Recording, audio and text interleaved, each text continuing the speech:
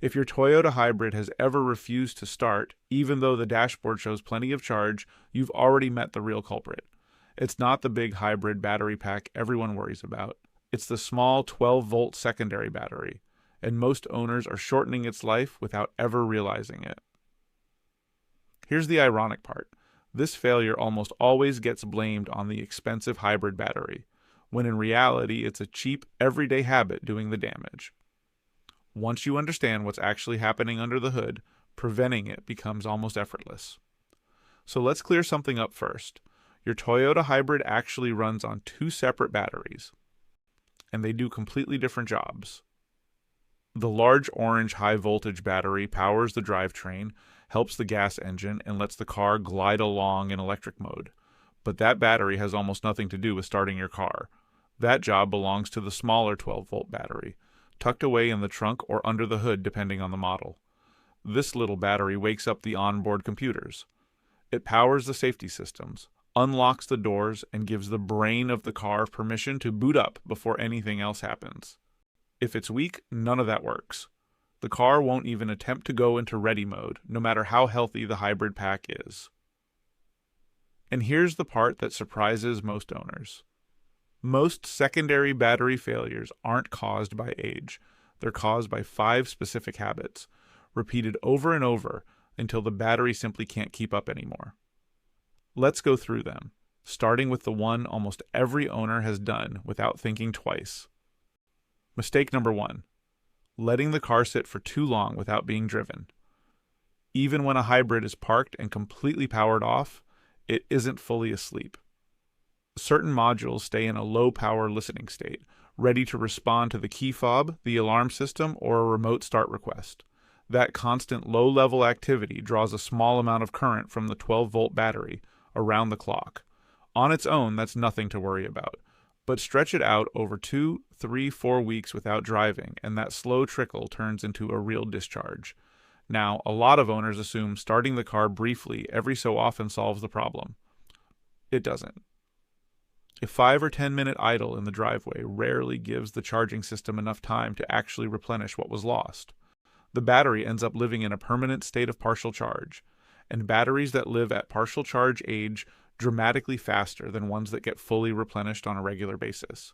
So if your hybrid tends to sit for extended periods, whether it's a second car or something you only drive occasionally, aim to actually drive it, not just start it, at least once a week for 15 to 20 minutes. And if long idle periods are unavoidable, a smart battery maintainer will do more to protect that battery than any amount of occasional starting ever will. But here's the thing. Even if you drive every single day, the next mistake can quietly drain your battery just as fast. Mistake number 2. Making only very short trips. The classic school run, the coffee run, the 5-minute drive to the corner store. Here's the mechanism most people don't know about. When your hybrid's gas engine runs, it powers a component called the DC-DC converter, and that converter is what actually recharges the 12-volt battery, not the hybrid pack directly. The problem is the converter needs a certain amount of runtime before it meaningfully tops off the battery. A 2 or 3 minute drive barely offsets what was used just starting the car, let alone builds any surplus. There's a popular misconception that hybrids are always charging because of regenerative braking. That's true for the high voltage pack. It has almost no meaningful effect on the small 12-volt battery. So if your daily driving is mostly short hops, that battery may be running at a slight deficit almost every single day, even though you're driving constantly. The fix takes a little intention. Try to include one longer drive, 20 minutes or more, once or twice a week. That gives the converter enough sustained runtime to fully catch the battery back up, and it resets that slow downward drift before it becomes a real problem. Mistake number 3 is one of the sneakiest because it feels completely harmless in the moment. Leaving electronics, running after you shut the car off, interior lights left on, dash cameras that stay powered even with the ignition off, phone chargers and accessories left plugged into a powered outlet.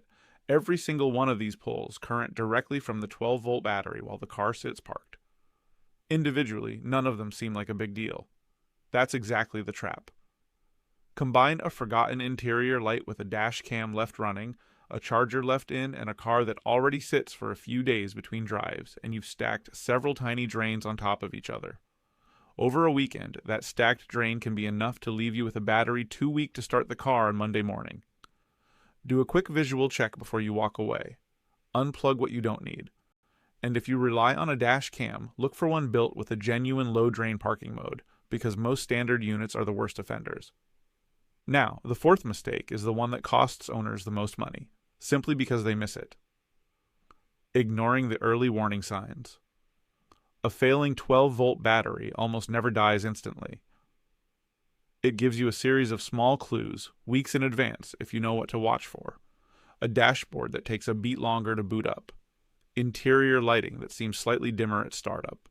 Warning lights flickering on the cluster, sometimes multiple unrelated ones at once, which is often a sign of voltage instability rather than an actual system fault. Smart key or push-button start hesitation, where the car needs a second attempt to recognize the key. And trouble consistently entering ready mode, even though the engine sounds completely fine. Here's where most owners go wrong. They panic and they assume the worst.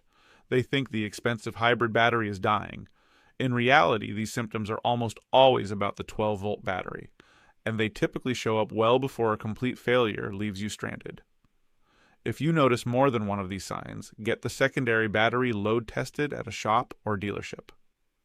It's a 5-minute test that can save you an unexpected morning where the car simply won't wake up.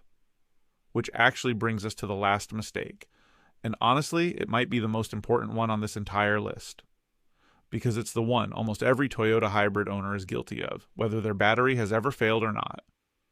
Mistake number 5. Assuming the hybrid battery is the problem.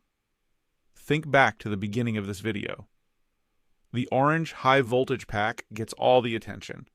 It's expensive, it's talked about constantly online, and it's the first thing owners suspect the moment something feels off. So when the car struggles to start, or the dashboard flickers, or the key fob seems unresponsive, most people jump straight to the worst case scenario. They assume they're looking at a multi-$1,000 hybrid battery replacement. That assumption alone causes real damage. It causes owners to delay getting the actual problem checked because they're bracing for an expensive repair instead of a cheap one. It causes people to sell perfectly good vehicles, convinced the hybrid system is failing. And it causes shops to sometimes chase the wrong diagnosis first, wasting time and money before anyone even looks at the small battery tucked away in the trunk. The truth is almost the opposite of what most owners fear. The battery everyone worries about is usually the one causing the least trouble. The one nobody thinks about is the one that actually strands people. So if your Toyota hybrid ever acts up, don't panic and assume the worst. Rule out the 12-volt battery first. It's the cheaper test, the cheaper fix, and by far the more likely explanation. Now, on top of these 5 habits, there are a few background factors that make all of them worse. Extreme heat accelerates the internal chemical breakdown inside the battery. Extreme cold reduces its ability to deliver power efficiently. So harsh summers or harsh winters will speed up wear regardless of your driving habits. Corroded terminals and loose connections create resistance in the circuit, forcing the battery and charging system to work harder than they should just to maintain a stable connection. And a dirty, neglected battery compartment can trap moisture that quietly speeds up corrosion over time. None of these cause failure on their own, but they amplify whichever of the 5 mistakes you're already dealing with. The good news is that protecting your secondary battery doesn't require expensive maintenance, just a few consistent habits. Check the voltage occasionally, especially if the car sits for stretches of time. Keep the terminals clean and free of corrosion. Use a smart maintainer if the car is going to sit unused for more than a couple of weeks. Include at least one longer drive in your routine, rather than exclusively short hops. And get in the habit of a quick inspection, especially once the vehicle passes the 3 or 4 year mark, because that's typically when secondary batteries start showing their age. So let's bring this all together. Letting the car sit too long. Sticking to only short trips. Leaving electronics running while parked, ignoring the early warning signs, and assuming the hybrid battery is always the problem. None of these are dramatic mistakes. None of them mean your hybrid has a design flaw. They're just everyday habits that, left unchecked, quietly add up. And here's the part worth remembering. The battery most Toyota hybrid owners worry about is usually the one causing the least trouble. The one they ignore is the one that strands them. Catch the early signs. Drive with a little intention. And that small, overlooked battery can easily outlast the recommended replacement interval instead of falling short of it. If this cleared up some confusion about your hybrid's battery system, drop a like, subscribe for more videos like this one, and let me know in the comments if you've ever had a dead 12-volt battery catch you off guard.